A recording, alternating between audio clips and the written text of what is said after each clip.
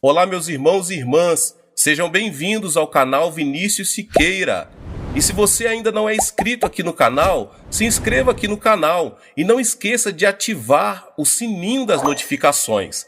Todos os dias são postados vídeos abençoados aqui no canal para te abençoar. Vamos a mais uma palavra do Senhor. No sul da China, os nativos foram surpreendidos por uma estiagem.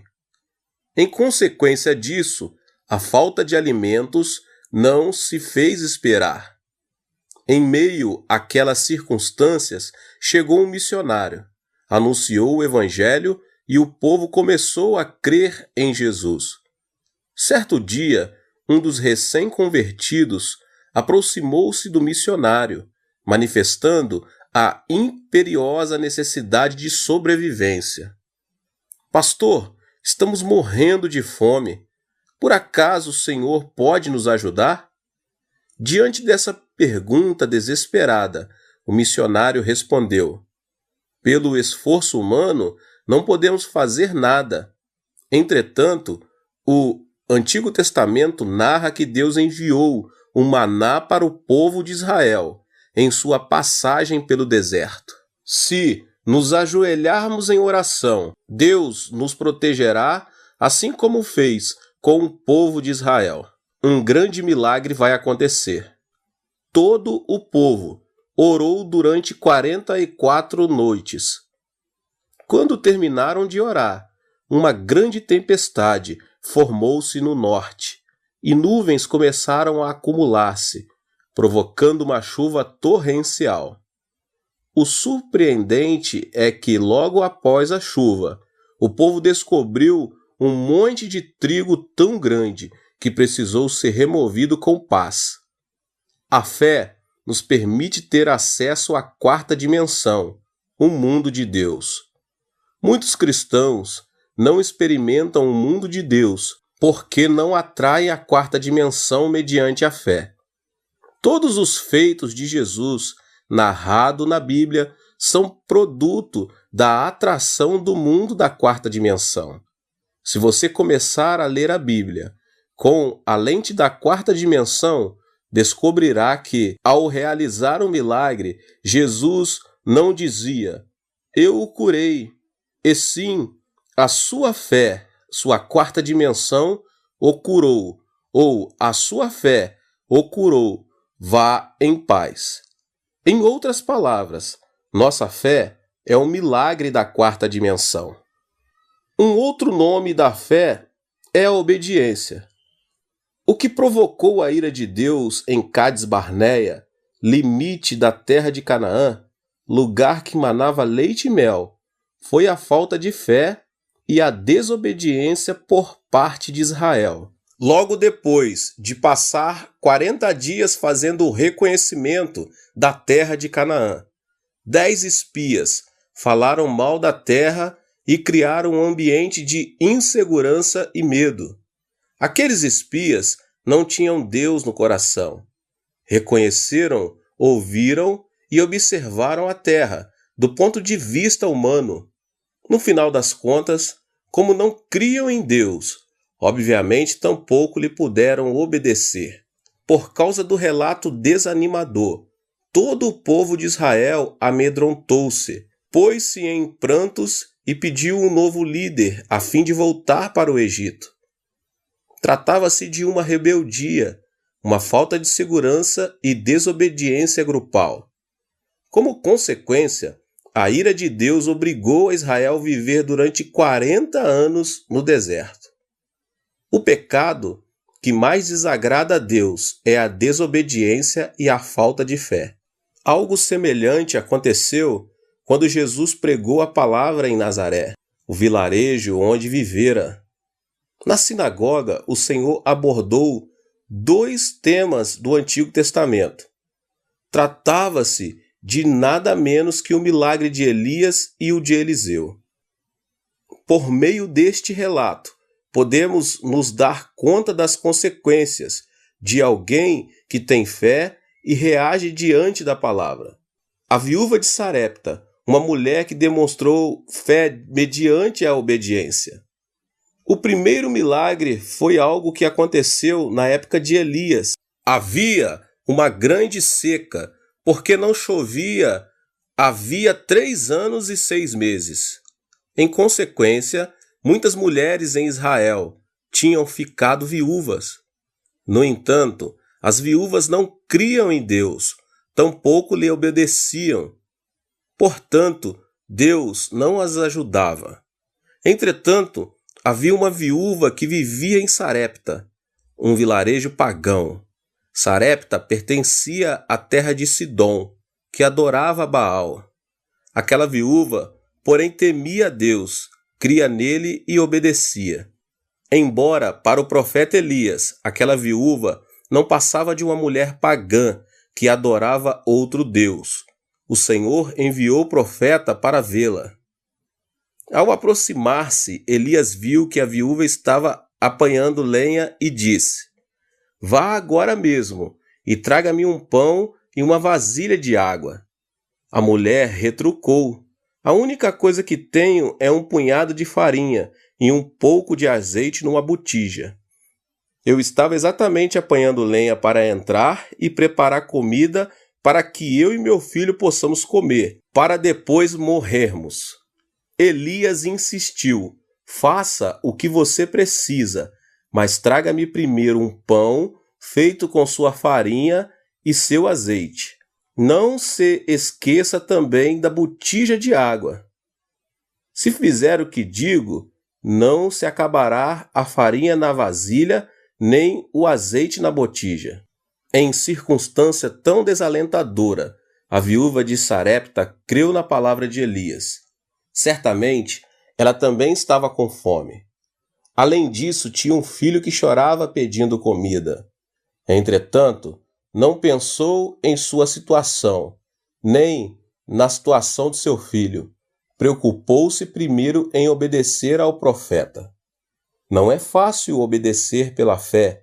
No entanto, a viúva de Sarepta deu de comer a Elias, e o profeta comeu o pão e bebeu a água que lhe serviu a viúva. Por causa da obediência, a farinha da vasilha não diminuiu, nem o azeite da botija, e isso durante 3 anos e 6 meses, enquanto durou a seca naquela região. Foi um milagre de Deus. Onde há fé e obediência, pode-se experimentar a presença de Deus. Outro caso, meus irmãos, é o de Naamã. Naamã foi um homem que demonstrou fé mediante a obediência. O segundo milagre a que Jesus se referiu ocorreu na época de Eliseu. Nesse tempo, havia muitos leprosos em Israel. No entanto, nenhum deles cria que Deus poderia curá-lo.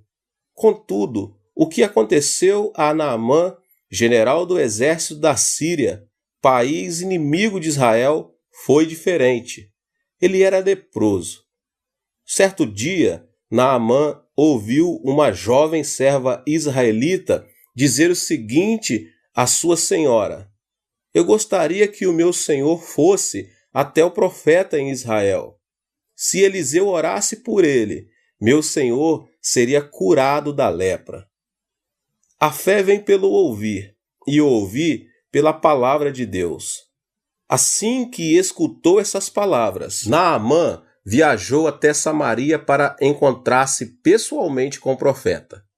Todavia, ele foi primeiramente ao rei de Israel, que reagiu. Rasgou as vestes e disse: "Por acaso sou eu Deus capaz de conceder vida ou morte? Por que este homem me envia alguém para que eu o cure de lepra? Veja como ele procura um motivo para se desentender comigo." 2 Reis 5:7.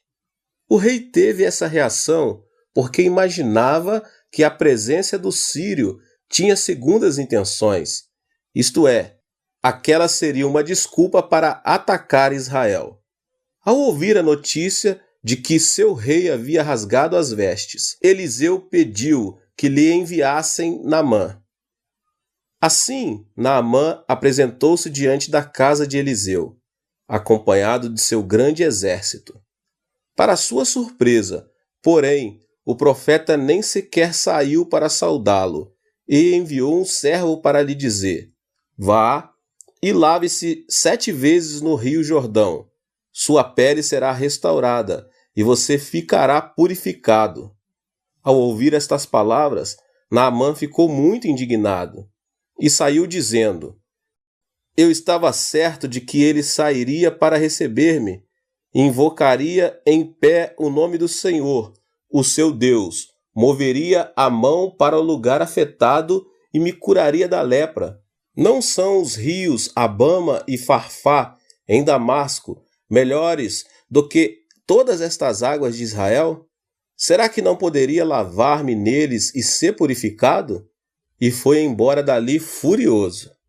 Quando Naamã, furioso, virou-se para ir embora, seus servos aproximaram dele e disseram: meu pai, se o profeta lhe tivesse pedido alguma coisa difícil, o Senhor não o faria? Quanto mais quando ele apenas diz que se lave e será purificado.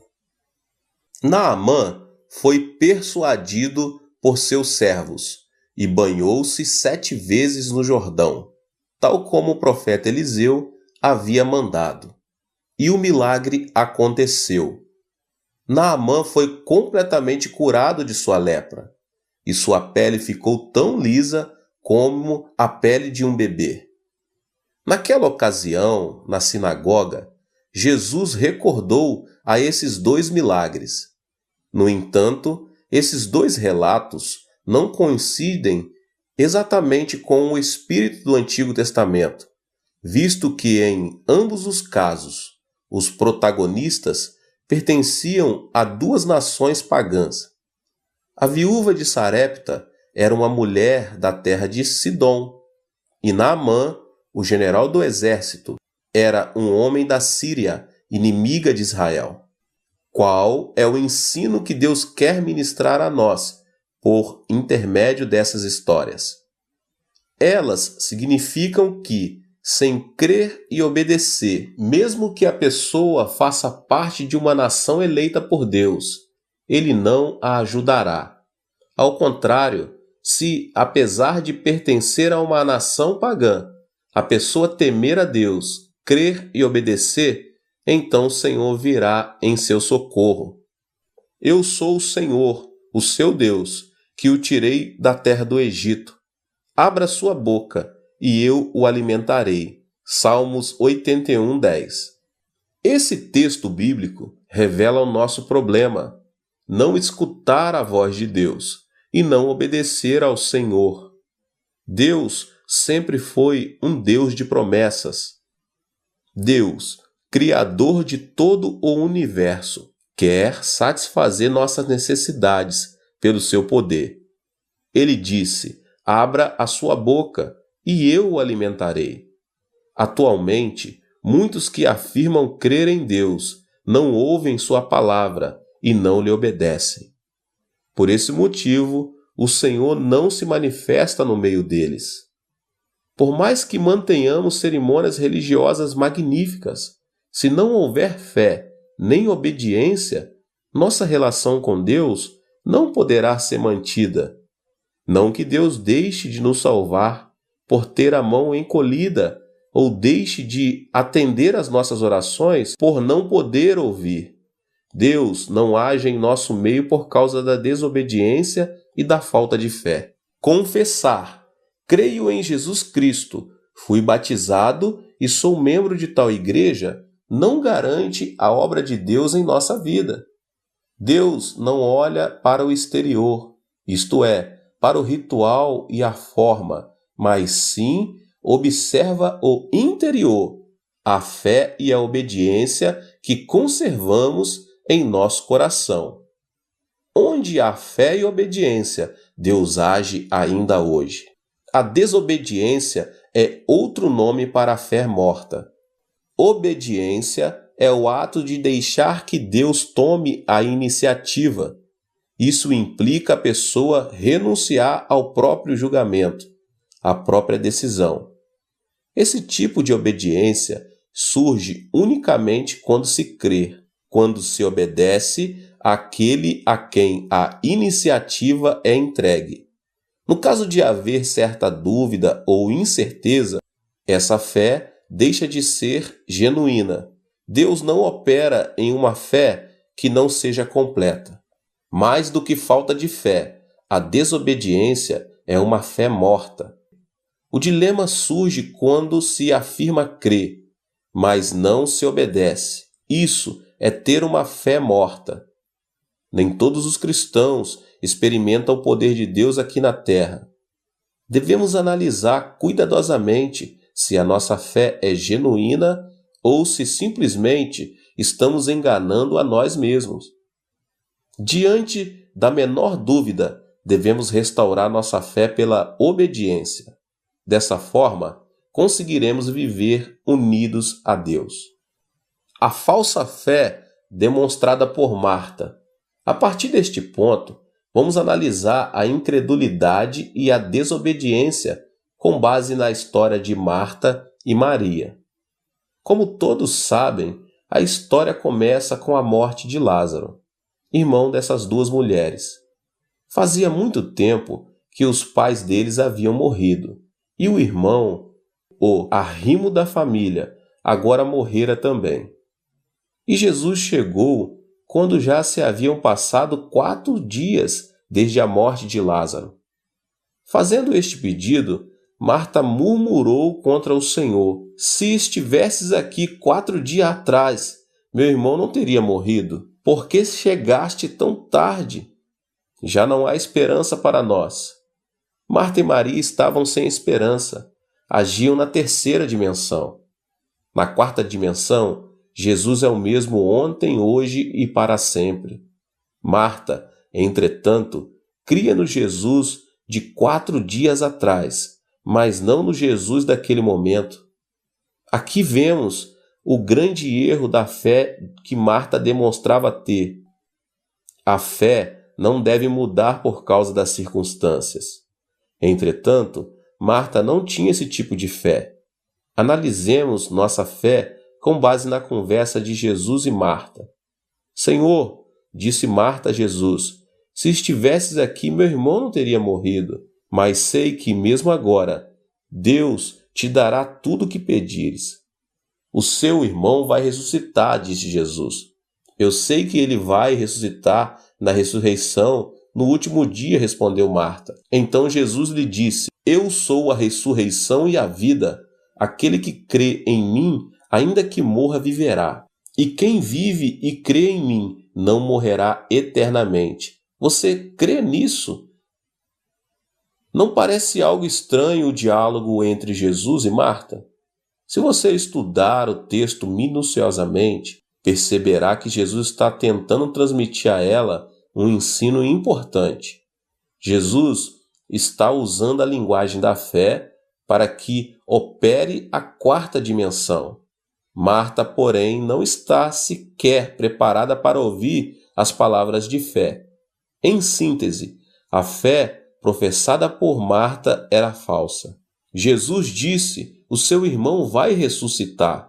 E Marta reagiu dizendo, no dia da ressurreição, claro. Além disso, Jesus disse, eu sou a ressurreição e a vida. Aquele que crê em mim, ainda que morra, viverá. E quem vive e crê em mim, não morrerá eternamente. Você crê nisso? No entanto, Marta só atinou em responder, sim, eu creio, tu és o Cristo, o Senhor. De início, parece que Marta está fazendo uma confissão de fé, mas se analisarmos o texto cuidadosamente, percebemos que Marta não está respondendo à pergunta feita por Jesus. Marta não cria em Jesus, só acreditava no que conhecia. Conhecer e crer são 2 coisas totalmente distintas. Fé não é somente crer em Jesus Cristo, o Filho de Deus, mas sujeitar-se à vontade e justiça, renunciar ao próprio julgamento e decisão. Se Deus nos fala, devemos crer nele e segui-lo, por mais que o nosso intelecto não o aceite, nem as circunstâncias nos acompanhem. A cena seguinte, descrita na Bíblia, mostra Jesus dirigindo-se à tumba em que Lázaro estava sepultado. Marta e Maria o acompanhavam e ele estava chorando. Com certeza, Jesus não chorou por estar triste pela morte de Lázaro. Ele sabia que o ressuscitaria. Naturalmente, ele chorou pelo tipo de fé demonstrada por Marta e Maria, uma fé morta. Como podemos saber que a fé professada por Marta e Maria era uma fé morta? Se as duas irmãs tivessem uma fé genuína, não haveria por que se desesperar, atemorizar-se e sentir frustração pela morte de Lázaro. Elas estavam tristes pela aflição, por não crer em Jesus, embora o Senhor estivesse presente ali mesmo. Cremos que o Senhor tenha chorado por causa da incredulidade demonstrada por Maria e Marta. O que você acha da resposta dada por Marta? Não é mais do que mostrar ignorância a respeito do que Jesus deseja. A fé morta não pode atrair nem fazer que se experimente a quarta dimensão de Deus, tal como aconteceu a Marta, por mais que a quarta dimensão se revele diante de algumas pessoas, elas não se dão conta disso. A obediência requer uma decisão, mas se uma pessoa não confia na outra, não lhe pode obedecer. A reação de Marta mostra justamente isso. Essa cena deu-se quando Jesus se achava diante do túmulo de Lázaro. O diálogo continuou e a falta de comunicação também. "Tirem a pedra", ordenou Jesus. Apesar da incredulidade de Marta, Jesus insiste na linguagem da fé e trata de atrair o mundo da quarta dimensão. Aqui está uma amostra da típica desobediência. E mais, pode-se dizer que se tratava de uma rebeldia. Jesus se viu surpreendido pela falta de fé de duas discípulas como Marta e Maria. Ainda quando Jesus lhe pediu que removessem a pedra para que ele pudesse ressuscitar Lázaro, Marta e Maria não obedeceram. Sem fé, é impossível agradar a Deus. Nesse caso, porém, Jesus estava tratando de ensinar Marta. Tão somente como a remoção da pedra, o milagre iria acontecer. E a quarta dimensão manifestaria em sua plenitude. Marta estava repelindo o coração de Jesus, que lhe estava oferecendo a maior felicidade de sua vida. Muitos judeus estavam reunidos naquele lugar, e Jesus repreendeu a falta de fé que Marta demonstrava. "Não lhes falei que, se você cresce, veria a glória de Deus?" Felizmente, a reação de Jesus produziu uma mudança de atitude. Eles se arrependeram de não terem crido nas palavras de Jesus e decidiram crer. Da mesma forma, se você é uma pessoa incrédula e desobediente, mas que assim que ouve a palavra de Deus, decide crer nele, Deus o aceita. Geralmente, a pedra da tumba é grande para evitar que os animais selvagens entrem e danifiquem o cadáver. Pela fé, as duas irmãs decidiram tentar remover a pedra. Agiram como evidência de uma obediência completa. A fé sem obras é morta. Se você diz que crê, deve demonstrar uma obra que evidencie sua fé. Jesus não remove a pedra, tampouco o fazem os vizinhos. Ninguém pode evidenciar a fé que outra pessoa tente demonstrar. Cada um deve agir por si mesmo, evidenciando sua fé. Jesus opera o milagre quando obedecemos, ou seja, quando removemos a pedra pela fé. Se orarmos, "Senhor, salva-nos", devemos buscar uma igreja. Se pedimos prosperidade, "Senhor, dá-nos a bênção da prosperidade", devemos dar o dízimo. Se rogarmos por saúde, "Senhor, cura-me", devemos servir e orar a Deus. Temos que cumprir nosso dever. Se apenas pedimos e nada fizermos, Deus não nos responderá. A obra evidencia a fé, e Deus responde a nossas orações por essa evidência. O Senhor quer ver nossa fé, e uma fé invisível não é fé. Em diversos textos, a Escritura dizem que o Senhor, vendo a fé, ordenava: seja feito segundo a sua fé. O Senhor pode ver a nossa fé, e uma fé genuína é visível. Ao contrário, uma fé invisível não é genuína. A terra deixa de ser terra quando fica submersa nas águas do mar. A terra é terra quando permanece acima do nível do mar. Uma fé invisível não é fé. A fé genuína é aquela que se vê. Jesus estava pedindo a Marta e a Maria que demonstrassem por essa obra essa fé invisível. Remover a pedra implica demonstrar a fé mediante a obediência.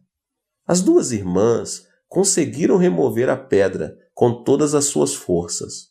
Ao abrir-se a porta do túmulo, um odor horrível atingiu o lugar. Nesse instante, diante da pedra, o Senhor ordenou: Lázaro, venha para fora. Todos observavam a cena com certa ansiedade. Marta e Maria também estavam ansiosas. Todos os olhares estavam voltados para a porta do túmulo. De repente, viu-se um vulto branco, mas em pouco tempo todos se deram conta de que era Lázaro envolvido em faixas, com o rosto envolto num sudário. Jesus Cristo é o mesmo antes e depois da morte de Lázaro, o mesmo ontem, hoje e eternamente. O milagre de Deus havia acontecido. Da mesma forma, o milagre ocorre hoje para todos que crerem e obedecem a Deus. Meus irmãos, que Deus vos abençoe. Que palavra, né? Você que chegou aqui nesse canal e ainda não é inscrito, se inscreva no canal e ative o sininho das notificações, para que você não perca nenhum vídeo que são postados todos os dias aqui no canal, tá bom? E deixe também o seu like. Não se esqueça também de compartilhar esse vídeo com as pessoas que você mais ama. Deus te abençoe, em nome de Jesus. Nos vemos nos próximos vídeos. Tchau, tchau. Nos vídeos. Tchau, tchau. Nos vídeos. Tchau, tchau. Nos vídeos.